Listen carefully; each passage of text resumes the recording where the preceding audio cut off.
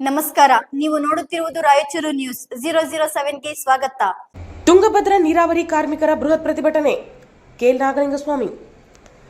ತುಂಗಭದ್ರಾ ನೀರಾವರಿ ಕಾರ್ಮಿಕರ ವಿವಿಧ ನ್ಯಾಯಯುತ ಬೇಡಿಕೆಗಳನ್ನು ಈಡೇರಿಸುವಂತೆ ಒತ್ತಾಯಿಸಿ ಎಐಸಿಸಿಟಿಯು ನೇತೃತ್ವದಲ್ಲಿ ಆಗಸ್ಟ್ 19ರಂದು ಬೆಂಗಳೂರಿನ ಫ್ರೀಡಂ ಪಾರ್ಕ್ನಲ್ಲಿ ತುಂಗಭದ್ರಾ ನೀರಾವರಿ ಕಾರ್ಮಿಕರ ಬೃಹತ್ ಪ್ರತಿಭಟನೆ ಹಮ್ಮಿಕೊಳ್ಳಲಾಗಿದೆ ಎಂದು ತುಂಗಭದ್ರಾ ನೀರಾವರಿ ಕಾರ್ಮಿಕರ ಸಂಘದ ಅಧ್ಯಕ್ಷ ನಾಗಲಿಂಗಸ್ವಾಮಿ ತಿಳಿಸಿದರು. ನಗರದಲ್ಲಿ ಬುಧವಾರ ನಡೆದ ಸುದ್ದಿಗೋಷ್ಠಿಯಲ್ಲಿ ಮಾತನಾಡಿದ ಅವರು, ಕೊಪ್ಪಳ, ವಿಜಯನಗರ, ಬಳ್ಳಾರಿ ಹಾಗೂ ರಾಯಚೂರು ಜಿಲ್ಲೆಗಳ ಸಚಿವರು, ಶಾಸಕರು ಮತ್ತು ವಿಧಾನ ಪರಿಷತ್ ಸದಸ್ಯರಿಗೆ ಮನವಿ ಸಲ್ಲಿಸಿ ಕಾರ್ಮಿಕರ ಸಮಸ್ಯೆಗಳನ್ನು ವಿಧಾನಮಂಡಲ ಅಧಿವೇಶನದಲ್ಲಿ ಪ್ರಸ್ತಾಪಿಸುವಂತೆ ಹಾಗೂ ಸರ್ಕಾರದ ಗಮನ ಸೆಳೆಯುವಂತೆ ಮನವಿ ಮಾಡಲಾಗುವುದು ಎಂದು ಹೇಳಿದರು. ತುಂಗಭದ್ರಾ ಜಲಾಶಯದಿಂದ 4 ಜಿಲ್ಲೆಗಳ ಸುಮಾರು 10 ಲಕ್ಷ ಎಕರೆ ಕೃಷಿ ಭೂಮಿಗೆ ನೀರಾವರಿ ಒದಗಿಸಲಾಗುತ್ತಿದ್ದು, ಈ ಯೋಜನೆಯ ಯಶಸ್ಸಿಗೆ ಕಾರ್ಮಿಕರ ಶ್ರಮವೇ ಪ್ರಮುಖ ಆಧಾರವಾಗಿದೆ. ಜೀವದ ಹಂಗು ತೊರೆದು ರಾತ್ರಿ ಹಗಲು ಹಾವು ಚೇಳು ಗಾಳಿ ಮಳೆ ಎನ್ನದೆ ಕಾಲುವೆ ಹಾಗೂ ಜಲಾಶಯ ಪ್ರದೇಶಗಳಲ್ಲಿ ಕಾರ್ಯನಿರ್ವಹಿಸುತ್ತಿದ್ದರೂ ಉದ್ಯೋಗ ಭದ್ರತೆ, ಸಮಯಕ್ಕೆ ಸರಿಯಾದ ವೇತನ, ಸುರಕ್ಷತಾ ಸಾಧನಗಳು ಮತ್ತು ಮೂಲಭೂತ ಸೌಲಭ್ಯಗಳು ಕಾರ್ಮಿಕರಿಗೆ ದೊರೆಯುತ್ತಿಲ್ಲ ಎಂದು ಆರೋಪಿಸಿದರು. ಕಳೆದ 5 ವರ್ಷಗಳ ಹೋರಾಟದ ಬಳಿಕ ಸರ್ಕಾರ ಯಾವುದೇ ಕಾರ್ಮಿಕರನ್ನ ಅನುಮತಿ ಇಲ್ಲದೆ ಕೆಲಸದಿಂದ ತೆಗೆದುಹಾಕಬಾರದು ಹಾಗೂ ವರ್ಷ ಪೂರ್ತಿ ಕೆಲಸ ನೀಡಬೇಕು ಎಂದು ಸೂಚಿಸಿದ್ದರು.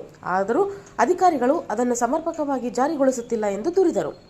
ನ್ಯಾಯಾಲಯದಿಂದ ಕಾರ್ಮಿಕರ ಪರ ಅನುಕೂಲಕರ ಆದೇಶಗಳಿದ್ದರೂ ಹಲವು ವರ್ಷಗಳಿಂದ ಖಾಯಂ ಸ್ವರೂಪದ ಕೆಲಸಗಳನ್ನು ನಕಲಿ ಗುತ್ತಿಗೆ ಪದ್ಧತಿಯ ಮೂಲಕ ನಡೆಸುತ್ತಿರುವುದು ಕಾನೂನು ಬಾಹಿರ ಎಂದು ಅವರು ಆರೋಪಿಸಿದರು.